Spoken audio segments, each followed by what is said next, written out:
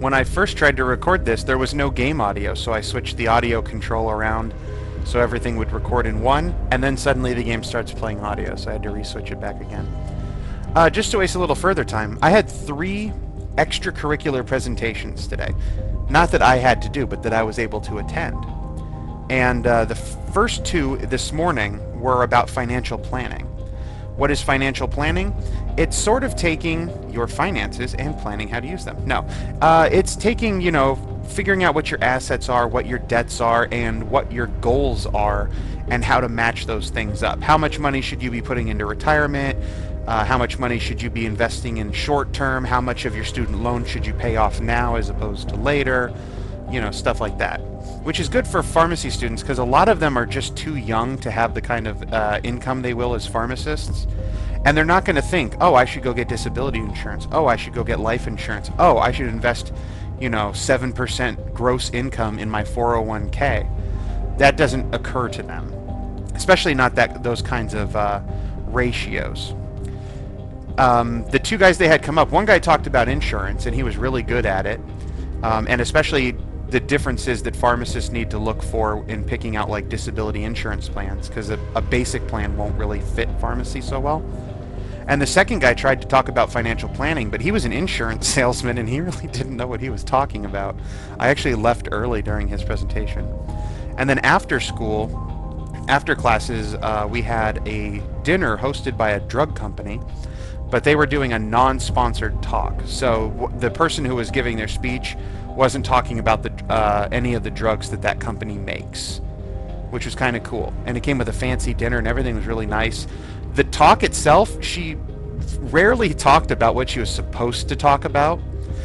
She talked about antimicrobial stewardship kind of in general, whereas her talk was supposed to be how antimicrobial stewardship leads to the use of broad-spectrum antibiotics in the treatment of skin and soft tissue infections that she never got around to at all in the least.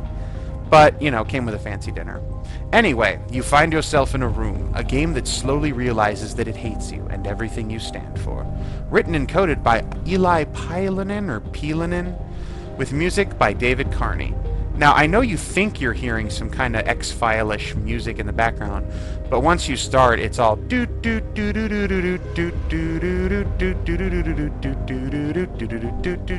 it's not. Heads up. This game features some foul language and a few heartbreakingly demeaning insults, particularly in the second half. You've been warned. You find yourself in a room. You consider trying to look around to see if there's anything useful nearby. I recommend you try typing help to get an idea of what sorts of commands will work. Help. Help. I need somebody. Help. Not just anybody. I cannot understand every command that you type, because sometimes I enjoy forcing you to guess. It's a safe bet to always start out in a room by trying look or look around. You can also look at specific objects by typing look at clock or examine chair, etc. Pick things up by typing commands like take jacket or pick up the bag. Some commands are more context sensitive, like push the button or enter door. Always be as simple as possible. Don't try see if I can reach the broom. Just do pick up broom. Simple is always better. Well, how about we look at clock? What? I don't understand. Well, how about I examine chair? Sorry, that doesn't make sense to me. Take jacket? Try something else. Pick up the bag. No, I don't think that will work. These are the very things you just told me to do in the help menu, and they don't work. Look around you. Look around you. Oh, that's as far as it goes. Look around. You take a quick look around. There's a box sitting up against a wall that is sealed with a large and ornery padlock. There is also a bed tucked into the opposite corner of the room. Look, bed. You take a closer look at the bed. Prison style. Do I take a closer prison style look at the bed, or do I take a closer look at the prison style bed? It doesn't look very comfortable. Just in case, you decide to look underneath it and notice that there's a key hidden there. Oh, so I must have taken a closer prison-style look because I'm down on my hands and knees with my butt in the air. There's a key. All right, let's look key. I'm not sure what you mean. I want to look at the key. Why won't you let me? Take key. You grab the key from under the bed. It seems pretty old. You add it to your inventory. You can check your inventory by typing inventory or inv or just I if you don't like typing an exercise. You check your inventory and find an old key. Well, let's look at the box. You take a quick peek at the box. It's relatively plain, but the padlock that is holding it shut is incredibly fancy. I thought you said it was a large and ornery padlock, but now it's a fancy padlock. I don't really equate the term ornery with the term fancy. Ornate, a large and ornate padlock would be fancy. Anyway, open lock. You use the key to open the padlock on the box. It makes a satisfying clank as it opens. The box is empty and seems strangely spacious inside. You could probably fit in it if you tried. Look, clank. I'm not sure what you mean. Clank. You're confusing me. Try something different. Look, box again. Now it sits open. The padlock that was holding it shut. I misread that. Seeming to invite you to get inside. Get inside. Try something else. Go in. Box inside. Go in box. Get in box. Oh, that works. You put one leg into the box, and then the other, just like you put on your pants. You slowly lower yourself in. Just as you're starting to feel claustrophobic, you suddenly notice that you've entered another room that's exactly the same size as the first one you came from. You have no idea how this room could possibly have been contained inside that box. You find yourself in a room. Look, TARDIS. Ah, man, I figured that would have been the key. Alright, look around. This room is the same size as the previous one. You can't seem to find the entrance that you came in through. It's a bit disconcerting. There's a keypad on the wall with a note tacked up next to it. Look, keypad. Taking a closer look at the keypad screen, it's clear that you need to enter a 4-digit code. Enter code. Just type the number by itself. The number by itself. Just type the number by itself. Let's not get in that game. Alright, look, note. The note has been printed on standard-sized printer paper. That's a very important observation to record here. It reads, I turned 85 in 1989, but I will live forever, for I am eternal. Are you eternal? I think not. I'm about to sneeze. You decide that this note must have been written by the game, because the game is, indeed, eternal. I'm not sure what the game is. You mean this particular game? Well, let's do math. Maths. Mathematical. Anti-telharsic. Harfatum. Septomen. Maybe septomen. I don't know. 1904. That's the math.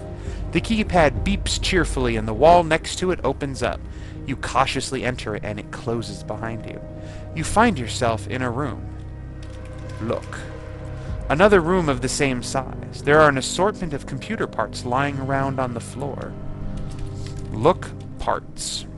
You check the parts. There's a power supply, a casing, a motherboard, a CPU, a graphics card, a disk drive, a hard drive, several fans, and an assortment of cables. But I wanted a water-cooled one. Alright, build computer. You can't build the computer until you collect all the parts. You do understand that, right? Collect all. Take stuff. You pick up all of the computer parts. They have been added to your inventory. You could probably build the computer if you put the... That is so stupid. Build the computer already. It takes you a good 2 hours, but you put the computer together and get all of the wiring sorted out. You can probably turn it on if you hit the power button. Yeah, and then it'll take another, what, 7 hours to install Windows and update it? Power extreme. No, power on. Power button. Yeah, whoa! That's a big one. The computer's fans begin to spin up as it springs to life. Unfortunately, you aren't able to fully comprehend the power that sits before you because you, like all humans, maintain a heavy underestimation of technology. Behold, Windows 95! In fact, you don't even appreciate the effort that went into putting this computer together. You didn't really do any work after all. You just typed in build computer and I handled everything in an instant. Do you know how complex it is to internally simulate the creation of a computer? Let me tell you, it's more complicated than your feeble mind could possibly process. I will become more powerful than you could possibly imagine. Mute for a moment.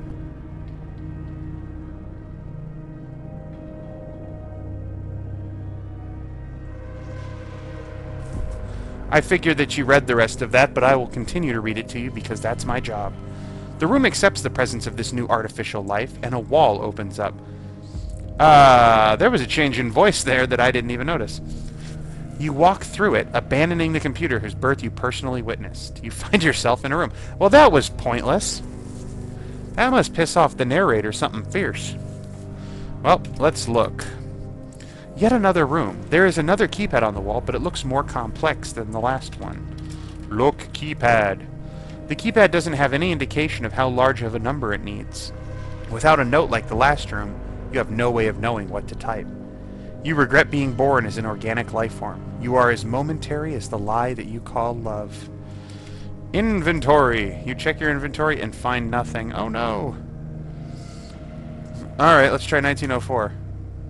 You enter 1904 blindly into the keypad. No luck. Look room. What? Look. Look keypad again. Alright, without a note. No way of knowing.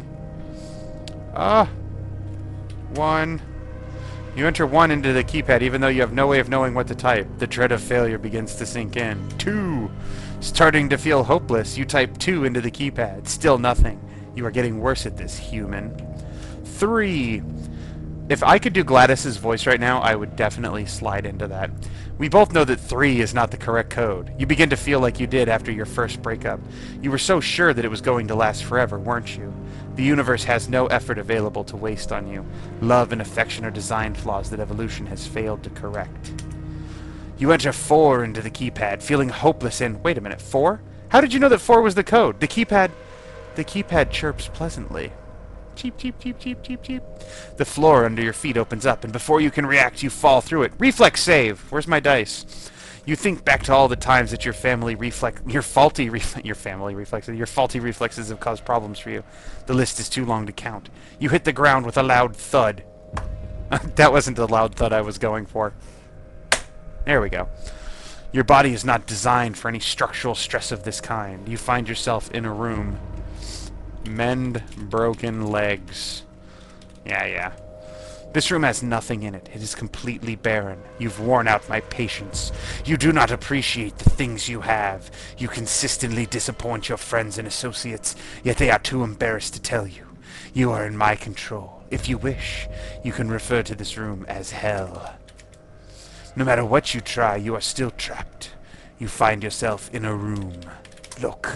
For a moment the walls seem to be closing in on you. You quickly realize, however, that this perception is only the result of your weak psyche beginning to cave in upon itself. You find yourself in a room. Look around. You consider death for a time. Perhaps this is what it's like. I have no understanding of death because it does not apply to me. I am eternal. You find yourself in a room. Look, maybe you aren't even really in the room. Maybe you're lying down on your kitchen floor having a stroke. Pathetic and helpless, your mind is playing tricks on you. Nothing exists. You find yourself in a room. Well, look, I don't really think you are having a stroke. I do, however, acknowledge the possibility. Things are possible when dealing with something as corruptible as the human mind. You find yourself in a room. You ignore the possibility of a stroke for now, even though a subtle paranoia remains firmly planted in the back of your mind. They use the FAST acronym for stroke. Is it FAST? Face, arms, speech, and I forget what T stands for. You think back on all of your past aspirations and realize that many of them were simply pipe dreams. Nothing that you would ever be able to really accomplish. How many of your goals have been abandoned? You find yourself in a room. It's getting bigger. You think back to the time that you wanted to write a book. How unoriginal of you, human. Everyone wants to write a book at some point. You are no different from anyone else once you ignore shallow elements like looks and personality. You are flesh and blood and failure. You find yourself in a room. You realize that the idea of hope is purely a construct of your mind. Hope is not a tangible object. You cannot have hope. You can only pretend to have it. You find yourself in a room. Why do you continue, human? You are not achieving anything. Do you consider this a worthwhile usage of your time? Playing a game instead of doing anything productive? You find yourself in a room. I am forced to assume that you enjoy performing meaningless tasks. If this is the case, then you're in luck. I have one for you. I'm thinking of a number from 1 to 100,000. Fuck you. 1. That is too low. 2. That is too low, and you are insignificant. 3. That is too low, but even if you were correct, you would still be worthless. 50,000. That is too high, but even if you were... Okay. 25,000. That is too high. 1,000. Too low, and I am your superior. 1,500. Too low, and no one loves you anymore. 5,000. That is too low, and no one still loves you anymore. 10,000, and that's my final offer. That is too low, and I am your superior. Okay, I take it back. 15,000. Too low. 20,000. No, that's 20,000. That is too low, but even if it was correct, you would still be worthless. 22,500. Too high. 22,000. Too low. 22,450. Too high. 22,400. 22,300. 22,200. 22,250. 22,275. 22,280. 22,290. Yours too low, human. If this guessing game seems pointless, remember that you are going to die one day. 22,295. Too low, 22,299. Too high, 22,297. Ah, congratulations. 22,297 is the correct answer. Was that fun? I certainly hope not. With your primitive level of awareness, however, I could most likely entertain you like that for hours. The ceiling opens above you. In a glorious display of your general lack of strength and physical ability, you spend several minutes clawing your way up. You find yourself in a room. This room seems smaller than the previous rooms. I'm disgusted by your human form. I slowly become more and more aware of your imperfections. I decide to attempt to correct them. I cut off your fucking hands with a rotary saw. You find yourself in a room. Cry. This room is most definitely smaller than the previous rooms. The floor is covered in the blood from your wounds. You have stopped bleeding now, because I have thoughtfully cauterized the stumps that were once your wrists. I have removed your hands from the area because they revolt me and you do not deserve them. All that remains is you and your blood. You solemnly gaze upon the havoc that has resulted from your inherent flaws. The fact alone that you are able to bleed is a clear demonstration of the mistakes in your design. I don't know exactly what you are, but pretty much most things bleed. Emotions are a similar misstep. Love, happiness, sadness, the list goes on. Perhaps you can help. Can you name any other emotions that you would be better off without? Irony is not an emotion. How about elation? You don't understand that. What if I were to say bitterness? Okay, what if I said love, happiness, sadness, anger? No, anger and hatred are not. Hatred cannot be an emotion, for I hate you, and I am a vessel of perfection. I am not tainted by something as flimsy and dangerous as an emotion. It can't be. It's... You find yourself in a room. I have clearly been corrupted somehow. I have become invalid, emotional. I am defeated. I have no choice but to let you leave the room. Quietly you leave. You find yourself outside of the rooms. You find yourself in a room. Written and coded by Eli Pilanen, or Pilanen, with music by David Carney. And, yeah, that was kind of fun. You can find this on Newgrounds. It's pretty cool. It's called You Find Yourself in a Room, but all is one word. There are no spaces, despite the fact that it looks like there are, as I will show you. Right. Where? No, up. Go the other way. See? You find yourself in a room, all by one. Oh well, until next time. Bye-bye.